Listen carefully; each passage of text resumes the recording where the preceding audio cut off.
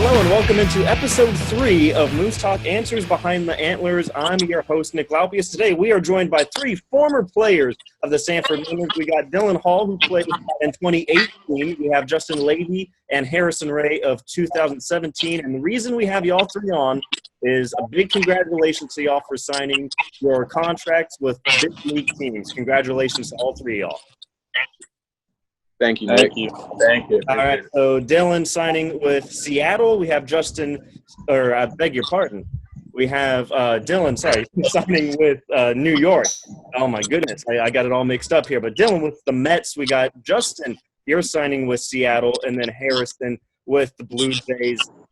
What has these last few weeks been like? Obviously, we had the draft was shortened, so teams had a little more leeway with the UFA signings, but kind of take us through that process. 3 different clubs. What was it like for each of y'all? Who wants to start first? Go ahead. All right, I'll take it. Yeah, like you said, it was just a very interesting experience coming in with the draft being only 5 rounds. Obviously something players, coaches, and scouts have never had to do. So it was just kind of going in with an open mind. And then once the 5 rounds passed, they had like a little 72-hour rule. So you had to wait. And then that first morning is, I'm sure for all of us, we started getting some calls from teams. And then they kind of hit you with an offer. And then it was kind of cool because you basically got to pick the team you basically signed with because all the teams had the same price range to work with. So it was cool, and it was a fun experience, and just doing it with your family is something we'll all, I'm sure, remember forever. Yeah, no, 100%. What's that? Was that kind of the same for both of y'all? Yeah, I think it was fairly the same. Basically, just like Justin said, you had the opportunity to choose from a couple different teams if you had that opportunity. So it was definitely a new and interesting way to go about it. And, yeah, it was just unfortunate the way the draft ended up rolling out with just the 5 rounds. Just cutting out the opportunity for so many other players was very unfortunate. But at the same time, just lucky to have the opportunity from a team. So it's definitely a good feeling to have. Yeah, for sure. Kind of how these guys said. I mean, it's unfortunate how it was only 5 rounds and it was shortened, but I'm just thankful for the opportunity that I was given. And it's weird because it was like college recruiting pretty much. Like you could kind of see what one team had to say compared to another, but it was definitely a dream come true, and just been enjoying it and trying to let it settle in and just hang out with the friends and family and everything. Definitely sounds like an amazing experience. Congratulations again to all 3 of y'all. We do kind of have to go off maybe on the kind of sadder note here, obviously, with minor league baseball being shelved for 2020. Just kind of what are your thoughts on that, and what are you guys planning on doing to kind of stay in shape and get ready for baseball once it comes back? And again, this is just open to anyone who wants to go first. Yeah, it definitely not what we wanted to hear for your first year starting pro ball. It was definitely something that was also looming too. I think it's not a shock to most of us with what's going on. So it's definitely it's not too bad because it's not like just out of the blue, like we didn't see it coming. I think a lot of us knew what was happening. But I think for me, it's just continuing to just work out, stay in shape, get to the field, do what I can do, take my ground balls, BP, do different drills and stuff like that I know keep me ready. So once we do figure out what the next step for minor leaguers is going to look like, then I'll be ready for that. Yeah, I totally agree. Just staying ready because, like he said, you don't really know what the next step is, whether it's a fall league or something. So you just got to stay in shape, stay mentally prepared, and just wait on a call to say you're playing again.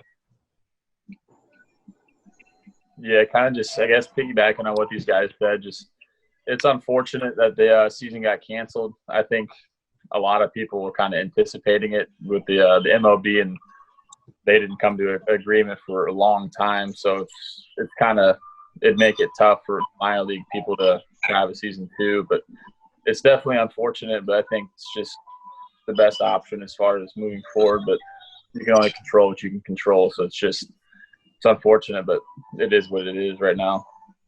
Well, and y'all three have definitely kind of personified what it is to be ready through, no matter what, going through a bit of a shorter draft and then just a different kind of time period, I guess, with the UFA signings and all that. So guys being able to get through that first step, now just getting ready.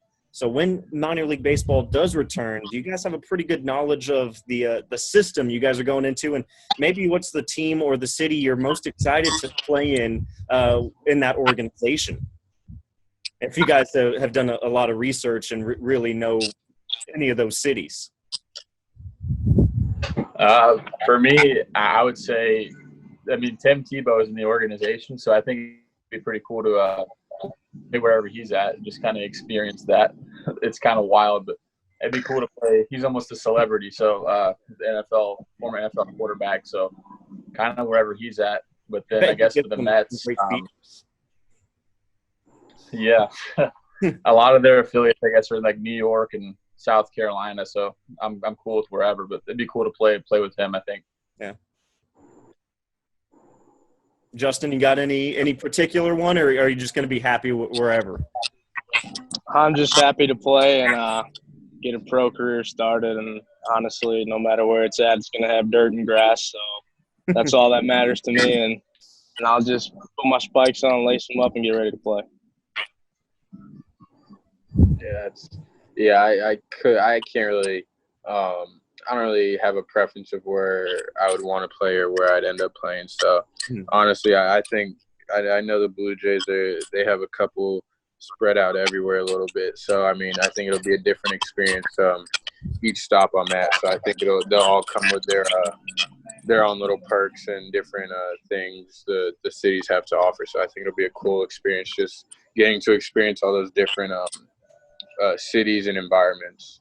Yeah, that is cool to kind of look at each major league team and where all of their affiliates are kind of scattered throughout the country, like you said, Harrison. So that's definitely really cool. And, yeah, some different experiences throughout the whole time. All right, so now we're going to get to a little bit of your time in Sanford. We're going to start off one of the fan-submitted questions here. What was your favorite thing about playing in Sanford for Justin and Harrison 2017 and Dylan 2018? I would say for me, it was probably just like the atmosphere. I think Sanford had one of the nicer fields in the NECBL and probably had one of the biggest attendances out of any of the teams. So I think just playing whenever we'd play at home, just seeing all the people come out and support, I think that was pretty cool. So that's probably the biggest thing I remember from it. Yeah, I'd for sure say the same thing. And I think anybody who's been around summer ball knows that the fields usually aren't the best playing surfaces. So being in Sanford with like a really nice surface and that they took care of every day was a huge bonus, especially as an infielder. And then like Harrison said, the fans were awesome. They were fun. They were energetic. So it just made it all better. Yeah, same thing for me pretty much. Just like the atmosphere, and there's not many summer ballparks that are like Sanford's field, and the fans and just the whole community, how they come out and support every night at home and around the town. People know you play for the team and just show all their support and appreciation. So it was just cool to see that and have the support from just the families and the community in the area and everything. All right, and obviously the NECBL, you guys will have, double headers, different city double headers in the same day. Do you guys have any maybe PG stories, kind of crazy travel stories, anything from the team buses or any crazy things that happened to y'all when you were on the team in Sanford, maybe during travel or anything that happened pre or post game?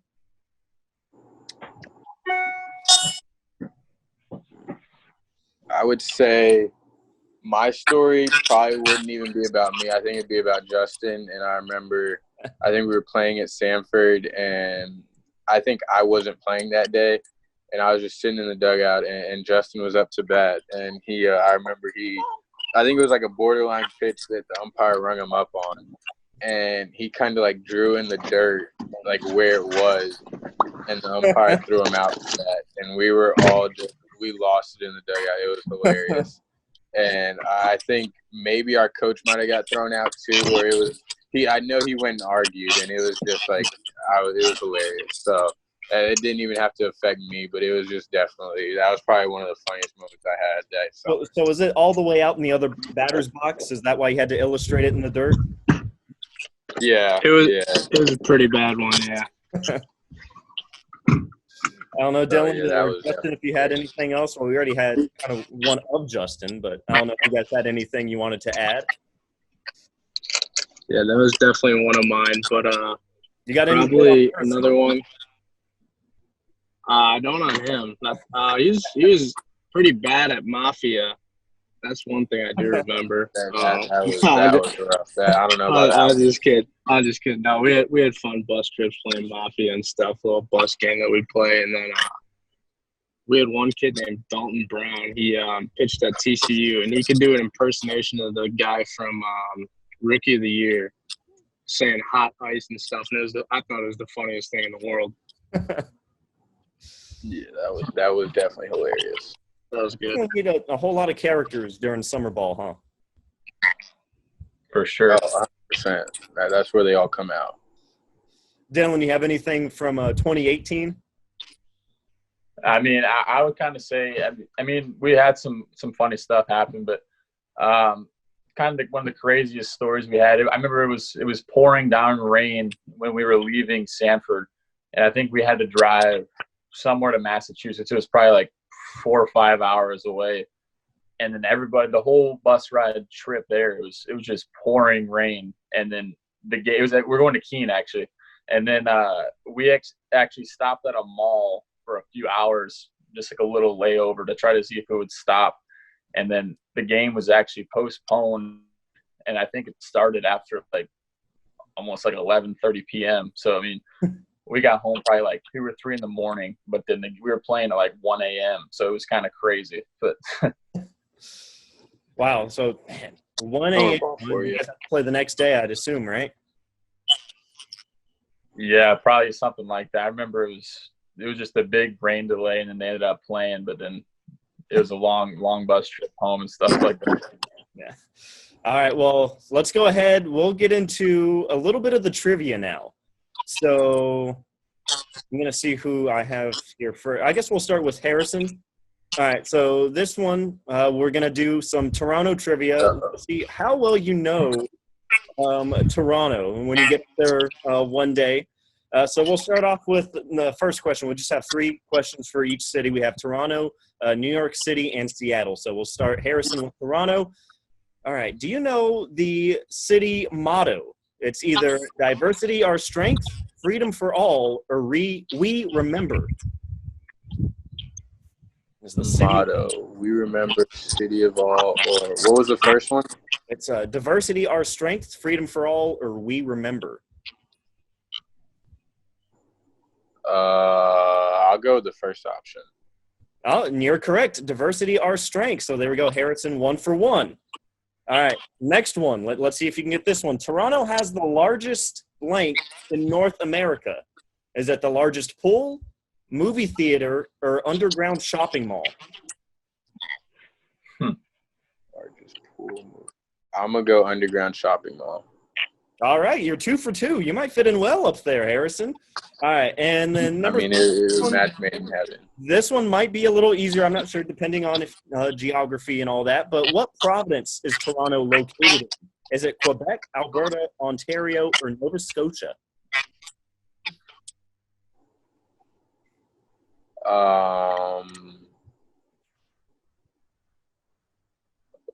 Let's go with Ontario. That was 3 for 3 for Harrison Ray. I think you're right. I think it was a match made in heaven. All right, so let's see if Dylan and Justin can keep up. Good luck. That's all I can say. I don't know if I can follow that up. All right, Dylan, we'll go with you next. All right, so we have New York. So we'll go number 1. What is the largest borough in New York City? Is it Manhattan, Queens, or Brooklyn? The borough. So what is that, like a big city, I guess, or? Yeah. So it's actually one of the other questions is has to do with how many boroughs comprise the New York City area. But what do you think would be the largest one? Is it Manhattan, Queens, or Brooklyn as the largest one? I'll take a guess and say Manhattan. Manhattan's actually Queens. Queens is the largest Oh. one. All right. Let's see if you know a little bit of your subway history. In what year did the New York subway first start operating? Was it 1904, 1889, or 1896? Oh man, I don't know. I'm gonna try to take a guess. 1904. All right, there you go. You got one. 1904 is when the subway first started operating. All right, and we're going back to the boroughs for the third one. How many boroughs comprise the New York City metro area? Is it 6, 4, 5, or 3?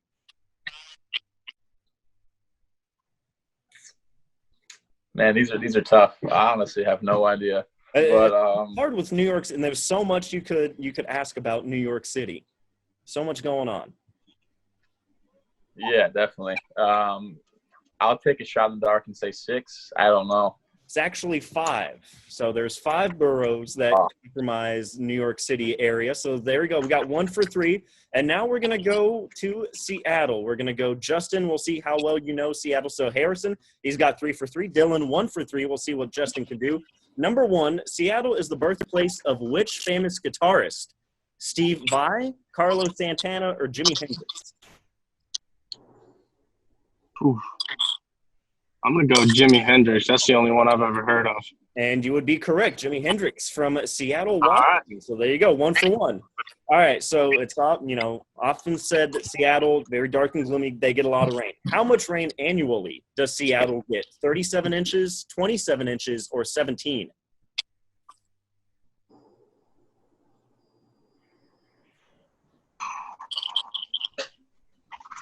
We'll go 37 since you said it's a lot of rain. At 37, you always go with the highest answer, and that one is correct. 2 for 2. All right, so here we go. Looking to see if you can match your former teammate Harrison here. What is Seattle's biggest annual party? Is it the Seattle Summertime Celebration, Sea Fair, or Puget Sound Day? Puget Sound, the lake in Seattle. It's one of those 3. Good luck. Can you repeat them again? Yeah, it's either Seattle Summertime Celebration, Sea Fair, or Puget Sound Day. We'll do the last one. Puget Sound The Day? Sound Day. Incorrect. It's actually Sea Fair is the biggest annual celebration in Seattle. So there, now you know. Now you know. You get up to Seattle, can I know. Sea Fair. All right. Well, there you go. I'll take 2 out of 3. Yeah, we got Harrison with 2 out of 3. We have Harrison 3 out of 3. Justin 2 out of 3. Dylan 1 out of 3. All right, so there you go. Have a little bit of maybe trivia, some info when you get up to your major league squads. All right, we have 2 more questions. This was a fan submitted from last week. We liked it so much we got to ask it throughout the rest of the summer. Do you guys have a favorite pregame meal or a pregame ritual? And then what is your go-to dugout snack?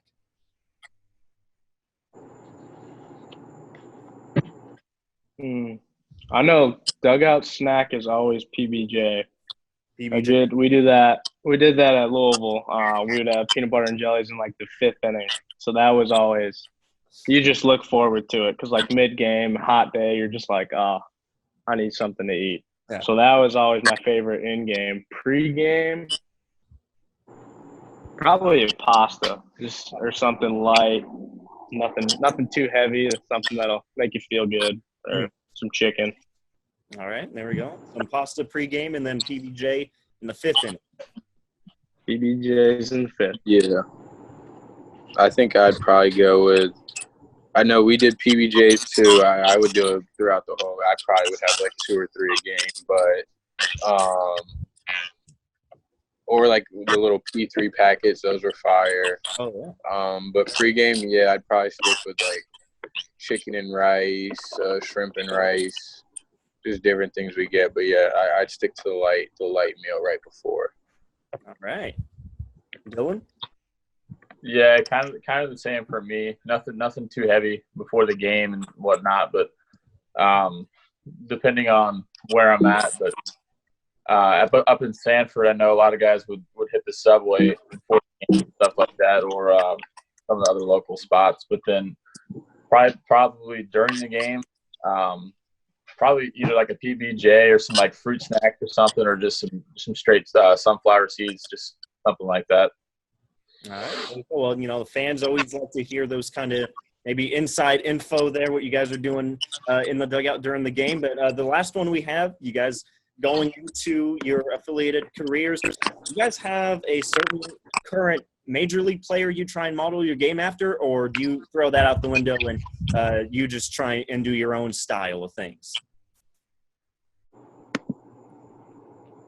I guess for me, I think it's more of just like my own way of doing it. Like I've definitely like had guys that like I watch and I like how they play the game and different things like that, but I don't really try to like model anything that they do, because I think that everybody moves in different ways and their bodies do different things. So I don't really think for me to try and like copy somebody up there. I don't know how his body moves, so I might not be able to do that because I might not move like that. So I'm more of just like I like the way people play, but I don't really copy their game or anything. Yeah, I'm kind of the same. You kind of idolize character more than like how they swing. And like for me, I idolize like their character more, like how they interact with fans and how they carry themselves on the diamond and stuff like that. But one guy I really like is Ben Zobrist, just being in college and playing 3 positions throughout 4 years. I just love seeing Zobrist and how he handled himself, playing one position one day and then switching the next, and just being professional about it and staying open-minded. And honestly, it probably helped him a lot. So that's one that I like. Yeah, for me, I think it's important to kind of be unique and kind of be your own person and player. But it's definitely helpful to watch some film on some pro guys to see how well they can really move their body and some of the stuff like that. But being from Virginia, having the opportunity to watch some of the Nationals pitchers like Strasburg, Scherzer, those guys, it's fun to watch them on more often basis just because it's a local team. So it's definitely cool to see the pro guys and how they kind of handle themselves on and off the field and just how they go about their business as a professional. All right, well, that's all we've got. I promise you guys I wouldn't keep you too long. I know you guys are busy now. We just want to say, again, everyone back in Sanford, everyone involved in the organization, a big congratulations to y'all, and we'll definitely be keeping track of progress and seeing y'all move up. Harrison Ray will be Toronto Blue Jays one day. We got Justin Lavey, Seattle, and then Dylan Hall with the New York Mets. Gentlemen, thank you again so much for joining us. And for the fans watching, again, you can submit your questions for the next ones. Just follow us on Instagram and Twitter at Sanford Mainers. But Harrison, Dylan, and Justin, thank you again so much, and congratulations, and best of luck on your journey. Appreciate it, Nick. Thank you. Appreciate it.